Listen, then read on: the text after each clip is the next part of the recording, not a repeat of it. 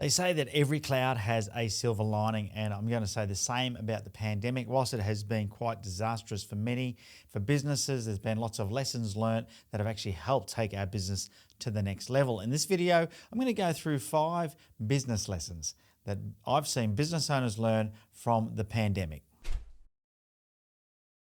So the very first lesson I'm going to talk about is that of reinvention or being flexible. There was no doubt that there were a lot of restrictions on businesses, and all of a sudden you had to think on your feet as to what else you could do. I'm a great believer that you can't control things. There are certain things you can't control, and you shouldn't focus on trying to control things that are out of your control, because that's just frustrating and will just end up with you banging your head against a wall trying to work out what to do next. Instead, focus on the things that you can control. And so when it came to, the limitations that may have been placed on you, if you didn't have the control over those things, what you did have control over is how you dealt with them. What other products or services you offered your customers. We saw some amazing reinventing throughout that process, or what some people were calling pivoting. I don't like the word pivot, but I guess it's something that helps people understand a bit more about the way to think about it. You definitely had to change direction, and you had to think differently. You had to reinvent what it is that you did. If you had loyal customers that were buying from you before, then they'll buy from you again if you could just find the right offer or the right thing to entice them to spend their money with you.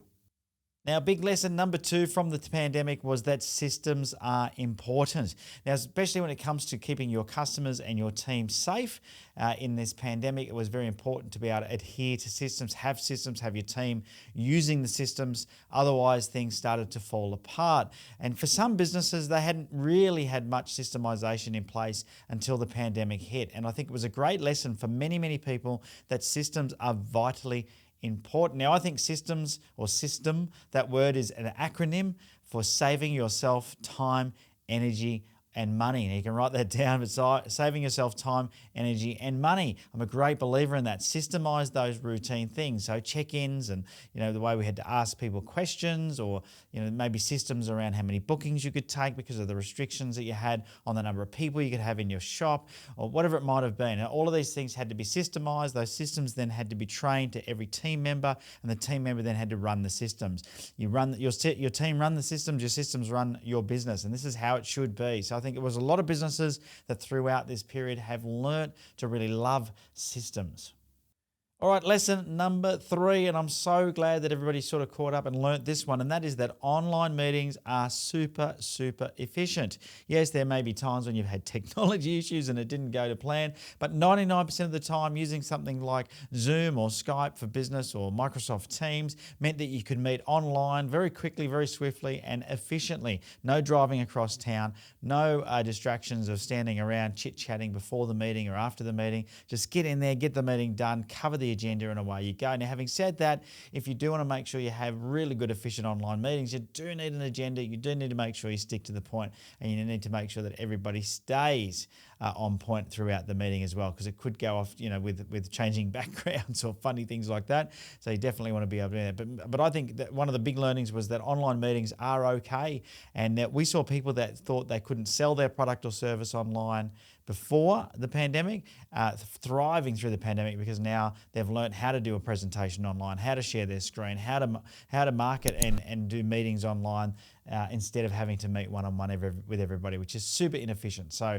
really, really good to see businesses picking up on the efficiency of online meetings. All right, learning number 4, or maybe, I guess this wasn't a learning of businesses, but a learning of the population, was that QR codes exist.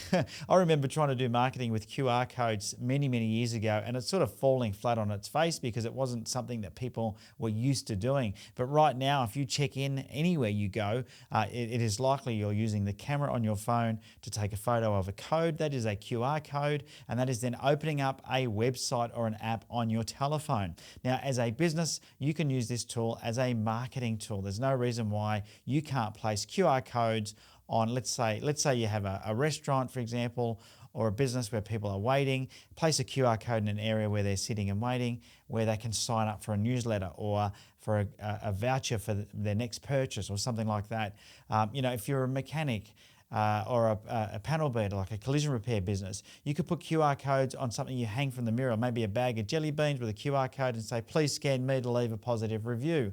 And that could lead to your review website. You can now use QR codes in many different ways. Where in the past, people looked at you funny, like you had two heads if you showed them a QR code and said, scan this. QR codes are now the norm. Everybody knows how to use them. They're not going away. Use them in your marketing. All right, the fifth and final learning for what I think great business lessons from the pandemic is that it's okay to have a remote workforce. Now, in fact, I've been talking about this with many people over many years about hiring people in different countries. We've got some of our team are in the UK, some of them are in Canada, some of them are in the United States, some of them are in Australia. They're all over the world. We've got some in the Philippines. And so having a remote workforce has just become more of the norm once again because people were forced to work from home. Sure, it has its challenges, but I think from a business ownership point of view, what it can teach you is that you don't need another desk in your office. You don't need a bigger office. You don't need to make those big leaps and bounds unless you're 100% ready for that commitment. Instead, you can actually start building a remote workforce. And what this leads to is it leads you to being able to, cut yourself from those shackles, which is the office, and let everybody work from home. And now I know that raises a lot of questions. People go, but what if people don't get the job done? Well, that's another problem. You need to make sure you've got clear KPIs and people know what they've got to do.